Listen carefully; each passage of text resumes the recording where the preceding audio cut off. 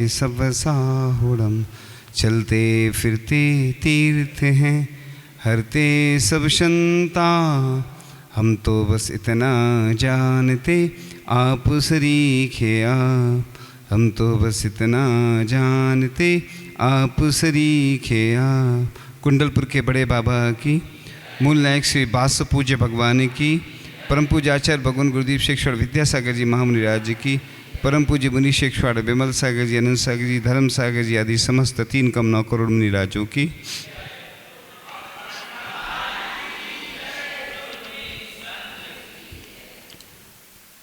आज उन संस्कारों के बारे में चर्चा करेंगे जिन संस्कारों के माध्यम से हम अपने जीवन को उच्च बना सकते हैं। हम प्रतिदिन बहुत सारी ऐसी क्रियाएं करते हैं जिन क्रियाओं को करने में हमें आनंद भी आता है, लेकिन यदि हम विवेकपूर्वक वह क्रियाएं करेंगे तो हमारा आनंद दुगना हो जाता है। तो इसी प्रकार से एक संस्कार होता है व्युष्टि वर्षवर्धन क्रिया, यानी उस क्रिया को अपन लोग करते हैं लेकिन आगम के अनुसार किस प्रकार से हम क्रियाएं करें। तो जब बालक का जन्म होता है, जब 1 वर्ष पूर्ण होने पर जन्म दिवस मनाते हैं। वैसे तो इस काल में मिथ्यात्व के साथ जन्म होता है, इसलिए मिथ्यात्व के साथ जन्म होता है तो अपन नहीं मनाते, लेकिन आचार्य महाराज या कोई मुनि महाराज ये होते हैं ना, तो उनका अपन वर्षवर्धन मनाते, अपना भी मनाते हैं। लोग क्या करते हैं, केक काटते हैं। क्या करते हैं? केक माने क्या होता है? पिता का कलेजा। इसलिए केक तो बोलना ही नहीं, उसको कुछ लोग मधुरम बोलते हैं। तो काटना हिंसा का प्रतीक है। अगर करना है तो मिठाई बांटो। इसी प्रकार से मोमबत्ती बुझाते हैं। मोमबत्ती बुझाना मतलब अच्छा नहीं, दीपक से आरती करो। इधर आरती नहीं होती, वैसे पूरे देश में तो होती है, सब जगह आरती है ना। तो आरती करने में कोई दोष नहीं है, क्योंकि गृहस्थ भोजन बनाता है तो कितने सारे जीवों की हिंसा होती है, और उस भोजन में से यदि आपने दान कर दिया तो वो दान औषधि बन जाता, क्षुधा औषधि। ऐसा लिखा है शास्त्रों में कि जय धबला 6वीं पुस्तक में लिखा है कि अतिथि का लाभ नहीं होने पर भी वह दाता है, क्योंकि संत पुरुषों ने दाता के किए गए प्रयत्न को ही सच्चा दान माना है। आचार्य भगवान कहते हैं, आचार्य जी ने कई बार बोला, पड़गाहन भी निर्जरा का कारण होता है। कई लोग बोलते भी हैं और हम भी बोलते कि जितने दिन अपन शुद्ध आहार बनाते हैं उतने दिन शुद्ध भोजन करेंगे, है ना। सामने लोग बैठे हैं, वो शिविर में आते थे, वो बोल रहे कि शिविर लगे या नहीं लगे, हमें तो आना है और हम अपना शुद्ध भोजन स्वयं भी करेंगे और महाराज को भी करवाएंगे। जिनकी भावना अच्छी होती है ना, तो ऐसे पुण्यशाली होते हैं लोग। अक्षय तृतीया के दिन क्या करती महिलाएं, हम जब घर में छोटे थे ना तो क्या करते, घर से बाहर जाते थे, पड़गान करते थे। हम नहीं जानते थे ये क्या हो रहा है, ये सब नाटक समझते थे कि ये सब क्या है। फिर जब हमने ग्रंथों का स्वाध्याय किया, स्वयं मुनिराज बने, तब मालूम हुआ ये इससे बढ़कर के कोई दुनिया में प्रक्रिया नहीं है। बोलते ना, इक्षुरस का किया पाड़ना, आखा तीज महान, जय जय आदिनाथ भगवान, जय जय आदिनाथ भगवान। उस दिन आदिनाथ भगवान को क्या मिला था? इक्षुरस नहीं, आहार दान का लाभ मिला था। मतलब आहार मिला था, दान तो आपने किया था, आहार दान का लाभ मतलब आहार दान का लाभ आप लोगों को मिला था, उनने आहार ग्रहण किया था, तो वो तिथि अक्षय हो गई। तो इसी प्रकार से जो भी क्रियाएं की जाती हैं वो सब पुण्य बढ़ाने के लिए होती हैं। इसलिए जिस दिन आप लोग जन्म दिवस मनाते, गौशाला में जाएं, किसी तीर्थ क्षेत्र की वंदना करने जाएं और उतने कलशों से अभिषेक करें, जितने वर्ष के हो गए उतने श्रीफल चढ़ाएं, उतने शास्त्र दान करें, उतने दीपक से आरती करें, उतने थाल तो कम से कम नहीं तो थाली तो पूजन की ले जा सकते हैं। कई लोग कंजूसी से पूजन करते हैं, थोड़ी थोड़ी सी द्रव्य रख लेते हैं, क्या कर रहे हैं? पूजन कर रहे हैं। तो हम बोलते हैं भैया पूजन की द्रव्य तो ऐसी हो, अच्छी बड़ी बड़ी बादाम हो, है ना। कई बार तो कई चौकों में जाते हैं ना, तो लोग इतनी बड़ी बड़ी थाली सजा के रखते हैं अष्टद्रव्य की अलग अलग, फिर चढ़ाते हैं। ये तो पुण्य बढ़ाने की क्रियाएं हैं, दिखाने की नहीं है, ये प्रदर्शन की नहीं है कि अपन प्रदर्शन करना। कोई देख रहा है तो हम अच्छी तरह सजाएंगे, कोई देख नहीं रहा तो ऐसे ही चढ़ा देंगे, कौन देख रहा है ना। तो पहले के लोग सस्ते चावल लाते थे, चढ़ाते थे, फिर अब धीरे धीरे ज्ञान हुआ लोगों का, तो अब खाने से अच्छे भगवान को चढ़ाते हैं, अच्छे अच्छे वस्तु चढ़ाते हैं। तो उस दिन इसको वर्षगांठ भी कहते हैं। एक वर्ष बालक को सभी ऋतुओं के प्रभाव से अनुकूलता बनाकर जीवन यात्रा को कुशलता पूर्वक पूर्ण करने के संकेत देता है, अतः हम हर्ष मनाते हैं। इसलिए जन्मदिवस मनाना हमें संकेत देता कि हमारी आयु एक वर्ष कम हो गई, यानी वर्षगांठ, गांठ का हमारा एक वर्ष निकल गया, और लोग बड़े खुश होते हैं। अपनी आयु कितनी कम हो रही है, अभी भी आयु कम हो रही कि नहीं? आयु क्षयण मरणम, ऐसा ग्रंथों में लिखा है, मतलब आयु का निश्चय खिर जाना, यानी उसको मृत्यु बोलते हैं, मरण बोलते हैं। पल पल अपनी आयु कम हो रही है। तो जो आपको संसार के माया जाल में ना उलझकर आत्म कल्याण का मार्ग अपनाना चाहिए। इसी प्रकार से अपने देश में, अपने जैन धर्म में बहुत सारी कुसंस्कृतियाँ चल रही हैं। एक मैरिज एनिवर्सरी होती है। क्या होता है, आचार्य जी ने एक बार बोला था चंद्रगिरी में, जहाँ अभी है ना, वहीं बोला था कि बूढ़े हो रहे हैं और फिर से शादी होती है, वैसे ही बरमाला होती है, मेहंदी लगाते हैं, बुढ़ापे में बताओ वैराग्य की यात्रा निकलना चाहिए, तो कौन सी यात्रा निकल रही है? युवाओं की, लड़कों की तो एक शादी नहीं हो पा रही, इधर बुढ़ापे में दूसरी शादी करने की है। तो ऐसे में मैरिज एनिवर्सरी तो मनाओ, अच्छे से कोई तीर्थ यात्रा कराओ, विधान कराओ, कोई अच्छी का उसमें मना नहीं है, अच्छे कार्यों के लिए कोई मना नहीं। लेकिन ऐसे काम की मेहंदी, बरमाला आजकल होने लगा, ये चल रहा है। ऐसी प्री वेडिंग चल रही है। अभी आसपास की समाज ने निर्णय लिया, प्री वेडिंग पे रोक लगा दी, कार्ड नहीं छपवाएंगे, ज़्यादा ये व्यंजन बनते ना बहुत सारे दिखाने का चलता है। देखो जो पैसे वाले हैं उनके पास तो खूब सारा धन है। अब सोचो कोई गरीब आदमी है बेचारा, कैसे तो शादी करता है, इकट्ठा पैसा करता है, उसके पास धन नहीं है, और आप लोगों की वो बराबरी करेगा, दूसरों को बुलाता है, उसको भी देखा देखी करना पड़ती है।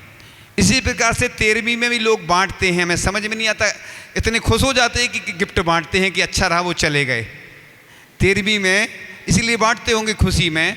ये कौन सी परंपरा चलती है? ये सब अपन को बंद करना चाहिए। हाँ, जिनवाणी अर्पण करना या कोई पुस्तक उनकी स्मृति में चांदी का छत्र दे दिया कोई, ये तो ठीक है क्योंकि इसमें फ़ायदा है, मंदिर का इसमें तो फ़ायदा है। पाठशाला के लिए दान दे दिया या गौशाला के लिए दे दिया, ये तो ठीक है क्योंकि इसने में से वो काम चलते रहते हैं। ऐसे ही कोई व्रत करता है तो क्या करते हैं, उद्यापन में लिखा है शास्त्रों में कि छत्र दान करो, चमर दान करो, ये अछार दान करो। ये दान की परंपरा इसलिए चली आई कि इस निमित्त से मंदिर में दान की वस्तुएं आती हैं, लोग दान करना सीखते हैं। तो ये तो अच्छी परंपरा है, लेकिन ये गलत परंपरा। तो इस प्रकार से जहाँ बुद्धि विकास उत्थान का द्योतक है और उत्साह उमंग कर्तव्य बोध कारक है, वहीं आयु ह्रास सिद्धांत का सूचक है।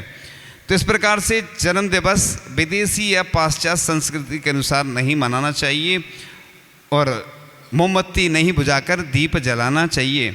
और महावीर भगवान के परनाना का नाम केक था, ये हमने पहली बार पढ़ा, अभी अभी पहले पढ़ा हमने, जब हमें भी नहीं मालूम था। महावीर भगवान के नाना का क्या नाम था? केक। तो केक काटना संकल्पी हिंसा का प्रतीक माना जाएगा, इसलिए केक काटकर, पूज्य मुनि श्री प्रमाण सागर जी ने शायद किसी को बताया होगा, केक माने पिता का कलेजा होता है। हमें डायरेक्ट नहीं बताया, डायरेक्ट चर्चा नहीं, कहीं किसी ने बताया था हमें। तो इस प्रकार से जो भी अपन बाज़ार में जो केक बनते हैं उनमें क्या डलता है? अंडा आदि डलता है।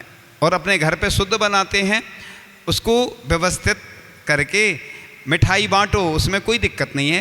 काटना मतलब हिंसा का प्रतीक है और अपन वही करते चले आ रहे हैं, क्योंकि जो देखा देखी, जैसे अभी प्री वेडिंग चलती ना, लोगों को क्या उसी में आनंद आता है। जो क्रियाएं हटके होती हैं वो अच्छा लगता है, जो करते आ रहे हैं, जो सब लोग करते हैं ना, वो अच्छा ही लगता है।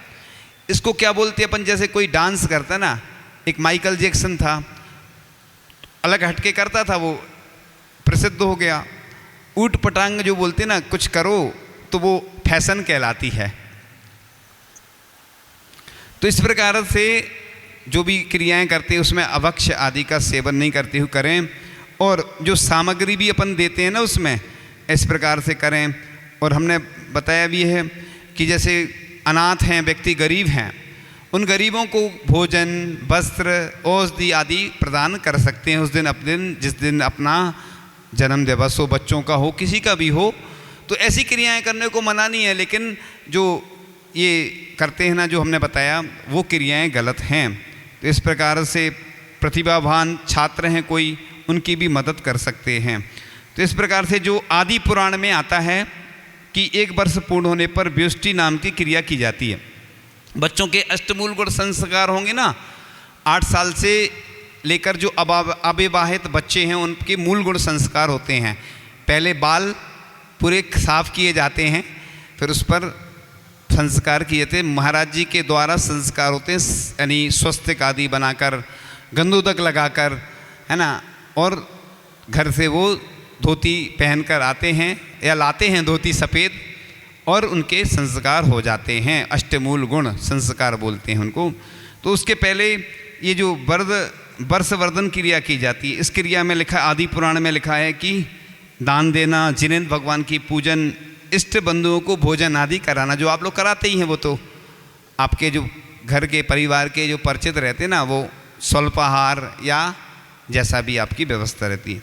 तो बालक को स्नान कराकर वस्त्राभूषण से सुसज्जित कर मंदिर जी ले जाकर के जिन दर्शन करा के विधि विधान से क्रियाएं कर बालक को गंधोदक लगाते हुए, और मंत्र भी लिखा है, वो मंत्र हम पढ़ नहीं रहे हैं अभी, क्योंकि जब क्रियाएं करते तब पढ़ते हैं मंत्र। तो आदि पुराण में ऐसा उल्लेख आया है। इस प्रकार से जिनेंद्र भगवान को नमोस्तु करा के गुरु और वृद्ध जनों से आशीर्वाद ग्रहण कराना चाहिए। तो ये क्रिया लिखी हुई है। इसके आगे चर्चा करते हैं। ये जिस प्रकार से बालकों को संस्कारित करके, हम बालकों को तो संस्कारित करते हैं, अपने बच्चों को जब संस्कारित करेंगे तो भविष्य में वही हमें रिटर्न गिफ्ट मिलती है। शादी विवाह में जाते किसी को वस्त्र देते हैं ना अपन, और वापस आते हैं तो अपन को क्या मिल जाता, वस्त्र मिल जाते हैं, है ना। ऐसे ही जो संस्कार अपन बच्चों को देते हैं वो रिटर्न गिफ्ट में मिलते हैं। ऐसे ऐसे बच्चे होते हैं जो बचपन से संस्कारित करते हैं बच्चों को अपने, तो वो बच्चे जाकर आगे बहुत अच्छे प्रतिभावान बच्चे बनते हैं। ये माँ होती है ना, वो तो संस्कार देती है, और भी गुरु आदि परिवार के लोग या जो शिक्षक होते हैं वो भी संस्कार देते हैं। तो आगे चल रही है। इसी प्रकार से नारी भी अगर संस्कारवान बनती है, उसको बोलते हैं बालिकाओं को उभय कुल वर्धनी, यानी दोनों कुलों का वर्धन करती है। मुकमाटी में आचार्य श्री ने भी बहुत प्रशंसा की है नारी की। मुकमाटी में आचार्य भगवान ने बहुत प्रशंसा की है कि नारी उभय कुल वर्धनी होती है, और दोनों कुलों में जब यहाँ पर रहती है पीहर, पीहर माने मायका, और जब ससुराल जाती है तो इधर के संस्कार लेकर वह उस ससुराल में जाती है, तो उधर भी वह अपने परिवार को व्यवस्थित करती है। तो दोनों कुलों का वर्धन करने वाली होने से उसको उभय कुलवर्धनी कहा है। तो नारी एक विशिष्ट एवं गौरवपूर्ण स्थान प्राप्त करती है, और नारी नर की जन्मदात्री है, यानी नर को पैदा करने वाली कौन होती है, नारी होती है। तो संसार के महान से महान व्यक्ति को जन्म किसने दिया, नारी को दिया। चाहे वह चक्रवर्ती हो, चाहे तीर्थंकर हो, चाहे नारायण हो, चाहे प्रतिनारायण हो, चाहे बलभद्र हो, चाहे कामदेव हो, सब जितने भी महान पुरुष हुए हैं उनकी जन्मदात्री नारी है। माता ही अपने उदर में अपनी संतान को अपने शुभ भावों से अपने सद्गुण सिखलाती है। उसकी भावना के ही संस्कार सबसे पहले अपनी संतान पर पड़ते हैं। अतः मनुष्य मात्र की प्रथम शिक्षिका उसकी जननी माता है। जिस प्रकार से शिक्षिकाएं पाठशाला में पढ़ाती हैं तो ऐसा लिखा है कि सुत केवली बनती हैं वह जो पाठशाला में पढ़ाता है। ऐसा नहीं सोचना कि हम पाठशाला पढ़ा रहे हैं हमें कुछ मिलता ही नहीं है। कई बार लोग ताने देते हैं हमारे बच्चे को, तुमने ऐसा कर दिया, क्या मिलता है। लेकिन आगे चलकर जो उनका ज्ञान है, ऐसा लिखा है शास्त्रों में कि आज जो भी अपन ने पढ़ा है भले ही विस्मृत हो जाए, भूल जाए हम, यदि वह ज्ञान सुरक्षित रहता है, जैसे पेन ड्राइव में, मोबाइल में, कंप्यूटर में डाटा डाला रहता है, सुरक्षित रहता। इसी प्रकार से अगर हम जो भी पढ़ते हैं वो आगे चलकर शुद्ध केवली बनता है और केवल ज्ञान में निमित्त बनता है वो ज्ञान अपना। इसलिए पाठशाला पढ़ाने वाले ये नहीं सोचे कि हमें कुछ नहीं मिलता है। जो पाठशाला पढ़ाते हैं वो आगे चलकर इतने उनको कुछ याद भी नहीं होता ना, जैसे पढ़ाते पढ़ाते बहुत सारी परिभाषाएं याद होती चली जाती हैं। इसलिए ऐसा नहीं सोचें कि हम तो मेहनत करते हैं हमें कुछ मिलता नहीं है। ये पूरे देश के लिए मैं बोल रहा हूँ, क्योंकि जगह जगह जब पाठशाला चलती हैं ऐसी बहुत सारी समस्याएं आती हैं। इसलिए आज चर्चा चल रही है कि स्वर्ग से बढ़कर उन्नत बनाने में अपनी उचित भूमिका नारी ने प्रस्तुत की है। वह कष्ट सहिष्णु और मौन रहकर सदैव पुरुष का मार्गदर्शन करती रहती है। अतः आगे चलकर ऐसा लिखा है कि सतीत्वेन महत्वेन वृत्तेन विनयेन च विवेकनः स्त्रिया काश्चिद भूषयन्ति धरातलम। नारी अपने सतीत्व से, अपने महत्व से, चरित्र से, विनय से और विवेक से इस धरातल के लिए भूषण स्वरूप है। और भी मनुस्मृति में लिखा है कि जिस घर में स्त्रियों का आदर सम्मान होता है उस घर में देवता अवश्य ही वास करते हैं, और जिस कुल की नारियां शोक मग्न रहती हैं उस कुल का शीघ्र ही विनाश हो जाता है। इसलिए दुखी नहीं होना। आजकल क्या होता है, विवाद होते रहते, घर घर में टेंशन रहती है। सबसे ज़्यादा टेंशन की क्या है, मोबाइल। पहले क्या होता था, सास और बहू का झगड़ा हो गया तो उतनी दिक्कत नहीं थी। अब बहू तो स्मार्ट है और सास जानती नहीं मोबाइल कैसे चलाना। वो क्या करती, जब लड़ाई झगड़ा होता रिकॉर्ड कर लेती बहू मोबाइल में। अब वो रिकॉर्ड कर लेती, वो पहुंचा देती सब जगह की, धमकी देती है, देखो हमने रिकॉर्ड कर लिया, ये वायरल कर देंगे, देखो तुमने ऐसा ऐसा बोला था। उसकी बात रिकॉर्ड नहीं होती, बहू की, सास की रिकॉर्ड हो जाती है। तो अगर रिपोर्ट डाल दी तो और समस्या, या कहीं भेज दी, ब्लैकमेल करती है बहू फिर। तो आजकल ये भी समस्या है, मोबाइल कैमरा भी लगे हैं, लड़ाई झगड़ा होता है कुछ भी रिकॉर्ड हो जाता है। हाँ नहीं, अब सासू जी वृद्ध रहती है, उतना नहीं समझती, तो बहू ब्लैकमेल भी करती है। पहले की सास और बहू अलग अलग होती थी। तो आजकल ये भी एक समस्या है कि कुछ भी बोलो ना तो देख लो इधर उधर, कुछ भी करो तो देख लो कि रिकॉर्ड तो नहीं हो रहा है, क्योंकि बहुत समस्या है। तो ऐसी लड़ाई झगड़े मोबाइल में पूरी बात पहुंचती जाती है। जैसे कोई भी बात करता है ना, तो इधर आज हमने क्या खाया था, क्या हुआ, तो पूरी लड़ाई झगड़े में निमित्त ये ऐसे बनने लगे हैं। पहले उतनी समस्याएं नहीं रहती थी, लेकिन आजकल संचार का माध्यम होने से सब बातें इधर से उधर पहुंचती रहती हैं। तो जिस घर में नारी का सम्मान नहीं होता, उसके अधिकारियों की सुरक्षा नहीं होती है, वह घर लक्ष्मी से शून्य हो जाता है। तो नारी एक रूप अनेक, यानी यदि इस सूक्ति को मातृ शक्ति के संदर्भ में देखें तो बच्चों के लिए माँ, पति के लिए पत्नी और सास के लिए वधू, भाई के लिए बहन, इन सभी रूपों में नारी की बहुत ही महत्वपूर्ण भूमिका है। नारी ने ही आज तक महापुरुषों को महानता के शिखर पर पहुंचाने का अपना दायित्व निभाया है। वह शीलवान, सदाचारी, समाज रत्न और दानवीर, अच्छे राजनीतिक शासक आदि के निर्माण करने का कार्य भी नारी की विवेकशीलता पर ही निर्भर है। जिस प्रकार से अतिमब्बे नाम की एक महिला हुई है, वह अपनी सास से कहती है, मुझे स्वप्न आया है, दोहला आया है कि 1000 प्रतिमाओं को विराजमान करूं, 1000 मुनि राजों को आहार दान करूं, 1000 गर्भवती गायों का, गर्भवती महिलाओं को दान करूं। उसकी सास कहती है ये कैसे होगा। उसने कहा मुझे दोहला आया, मैंने आपको बता दिया। अब आप जैसे भी एक मुनि आचार्य महाराज थे, उनके पास निवेदन करने जाती है, वह पूरा संघ आ जाता है, एक साथ खड़े हो जाते हैं 1000 मुनिराज, और 1000 मुनिराजों को एक एक करके 1000 मुनिराजों को आहार दान करती है, 1000 प्रतिमाओं को विराजमान करवाती है, 1000 गर्भवती महिलाओं को गर्भवती सोने के सींग वाली गायों का दान करती है। इस प्रकार से वो उसकी उस महिला की सोने की प्रतिमा बनवाई गई थी। यानी महिलाएं भी देखो ऐसे काम करती कि भगवान जैसी नहीं बनवाई गई थी, जैसे सामान्य से जो प्रतिमा बनती ना, वो सोने की इतनी प्रसिद्धि हुई उस महिला की, दान चिंतामणि उसका नाम, उपाधि उसको मिली। तो इस प्रकार से उसने जो कार्य किए उसके कार्य महत्वपूर्ण होते चले गए। और आपको एक भजन सुनाते हैं। कभी खुशी में कभी ये गम में निकल ही आते हैं चार आंसू, मगर गुरुवर तेरी याद में निकल पड़े बेशुमार आंसू।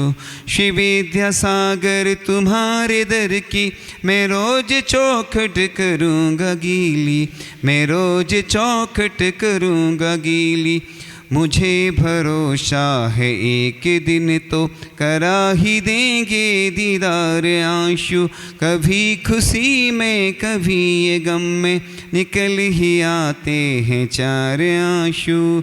मेरी दुआ में है दर्द इतना न रोक पाओगे आप खुद को, कभी तो मुझ पर कृपा करोगे बहेंगे फिर ना कभी ये आंसू।